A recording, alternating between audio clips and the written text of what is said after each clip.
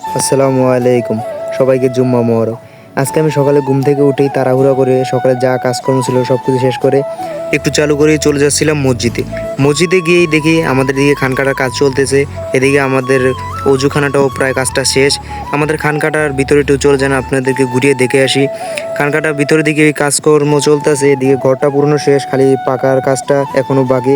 এদিকে শুধু পাকার কাজটাই বাকি। তারপর আমি এদিকে বাইরে আসলাম, এদিকে একটা দুঃখজনক কাজ দেখলাম, মসজিদের উঠানে দেখি মানুষ ধান নিতেছে।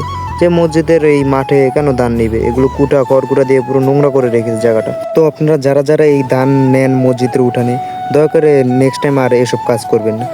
এসব করে আপনারা পুরো মসজিদের সৌন্দর্যটাই নষ্ট করে ফেলেন। নেক্সট টাইম আর এসব করবেন না। তারপর আমি মসজিদের ভিতর চলে দেখি এখানে একজন লোকও আসেনি, কারণ আমি একটু চালু চলে এসেছিলাম। তাই দেখলাম কোনো কাজ টাজ বাকি নাকি, দেখি পুরো কোনো কাজই বাকি নেই, সকল কাজই করা শেষ হয়ে গেছে।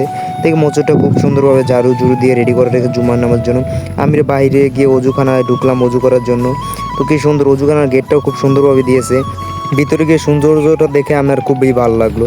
কলগুলো খুব সুন্দরভাবে ফিটিং করা হয়েছে, খুব সুন্দরভাবে পাকাপুক্ত করা হয়েছে। তা আমি এখানে অজু করছিলাম, আমার বন্ধুদেরকে ফোন দিয়ে বললাম তোমরা একটু চালু মসজিদে চলে এসেছো। আমি অজু করা প্রায় শেষ না হতেই দেখি আমার বন্ধুরা চলে এসেছে। আমার বন্ধুরা এসে আমার পাশে অজু করার জন্য বসলো, এই যে আমাকে সালামও দিল আমার বন্ধু। তা আমি সাথে সাথে আমার সালামের উত্তরটাও নিলাম।